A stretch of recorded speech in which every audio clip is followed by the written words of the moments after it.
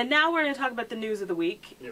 In the TV news, 24, they're heading into season 8, and they have announced some casting. Freddie Prinze Jr. is going to be playing a Marine just back from active duty who's going to be the director of CTU Field Ops.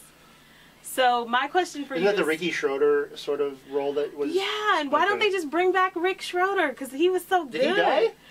No, okay. I think he lost an eye or something. Oh, okay. But he was really good. They could have just brought him back. What if Jack's partners, like, Chase lost a hand? You would not want to be Jack Bauer's partner. Because if you don't die, you're at least going to be horribly maimed.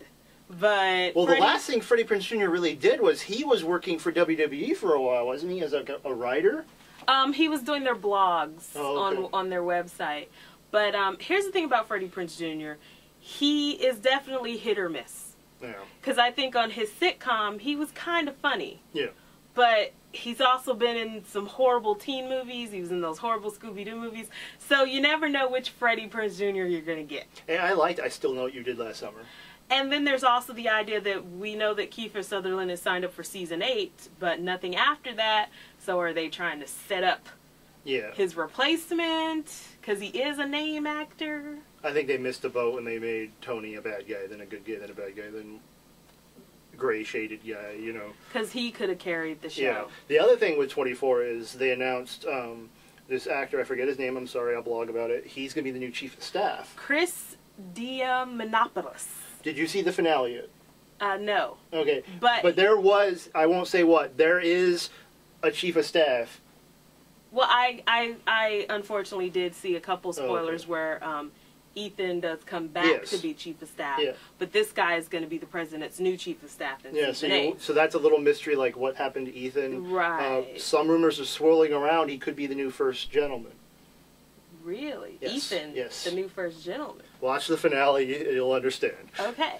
And if you're not familiar with the actor's name, if you saw The Starter Wife, the Deborah Messing show in USA, he played the gay best friend. That's been his most high profile role that I can point out. Hey, but look what that did for Zachary Quinto. That's true. He was the gay best friend on that Tori Spelling show, and he's like a superstar now. So. I don't think it had anything to do with the Tori Spelling show. No, but you know, I'm just saying. Let's get into some comic book news. Yes. There was a story going around that Katie Sackhoff, Starbuck from Battlestar Galactica, who we both like. Yeah, she's great. She was spotted in a comic book store buying tons of Typhoid Mary comics. Yeah, well, it is Daredevil comics featuring Typhoid Mary. Featuring Typhoid Mary. And so now everybody's thinking that either she's going to play that character in either the Daredevil reboot or possibly in the Deadpool movie, because that character does coincide with both those characters. Yeah. So she would be great. Yes. She would be great. This would definitely be the role. I mean, Starbuck was great for her, but this would definitely be the role that really pushes her over the edge. No, I agree. I'm not 100% on board with the Daredevil reboot because I personally like the first Daredevil. Yeah, I didn't hate it. I feel like they should get Ben Affleck back if they're going to bring back Daredevil. I thought Michael Hart Duncan was great as Kingpin. I thought Colin Farrell was great. Right. So I don't know why they need a reboot. They could just bring Ben Affleck back, and if they want to do. Well, I was talking about this, that there's this little known thing that when these companies buy properties, so like Fox bought Fantastic Four, Daredevil, X-Men, if they don't do something with the property for a certain amount of time, then they lose the rights, and the rights get reverted back to Marvel, who will then pick them up like crazy and just give them to Paramount. Because Paramount's making all those great ones like Iron Man, the Avengers, Captain America, Thor. They've got a whole like plan. Yeah. So Fox isn't stupid. They're like, we need to do something with these proproperties, otherwise Paramount's going to get them. They know that. That's why we're getting these rehashed movies. That's why you see things like Punisher Warzone, where they put that out, and I think they know that that's a crap movie, but like you say, they got to do something. Yeah.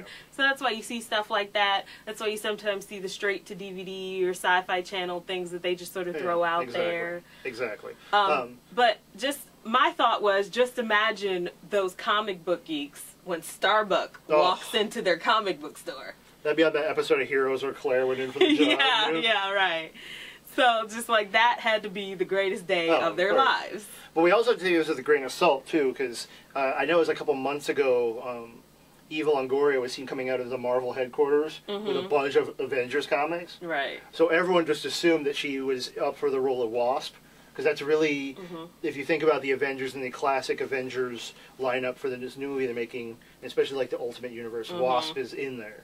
So that, you know, she could potentially also be in the running too, because she had a bunch of, she vehemently denied it. She's like, I don't know what you're talking about. But like, why else would be at Marvel with Avengers comics? For all we know, Katie Sackhoff has a friend who's really into Daredevil. Yeah, so, she was buying a birthday present for someone. So that's, or getting ready for Comic-Con. Yeah, so we don't know which. Yeah. But in some other fantastic news, which we kind of talked about. We did. Dollhouse, of course, got renewed. And Joss Whedon has said that Summer Glau is definitely going to be in season 2. Doesn't know what character she's going to play yet. He says she'd be great playing an active, which we all know. Yeah. Because she's done that sort of part before. But he wants her to do something a little different because we've all seen her play that part. I just think, you know, whatever he puts her in, she'll be fantastic. Well, maybe she could be like an active from another house. Could be, because we know they're all... fights Echo, you know? Yeah, they're all Dollhouses from around the world. I just, you know, I love the idea that Joss Whedon has his little acting troupe. It's like he has a little theater company, and he just works with the people in his company, and, you know, they just play different parts in all his stuff, and I love that. Yeah. Well, it shows that he trusts those people, and, you know, vice versa, that they trust him. So that's, you know, you don't get a lot of that in Hollywood lately, so. Absolutely. Yeah. So I guess that's it for today. Yes, for news. Except for the Stumped Him. Uh-oh. Time to Stumped Him. Alright, I'm ready. I think. Not a real hard question today. Say you. But the answer may surprise you. We were off air talking about Tom Cruise. Uh-oh. So I decided to do a little IMDb check. What do you think is Tom Cruise's highest rated film? Oh, I think I know this.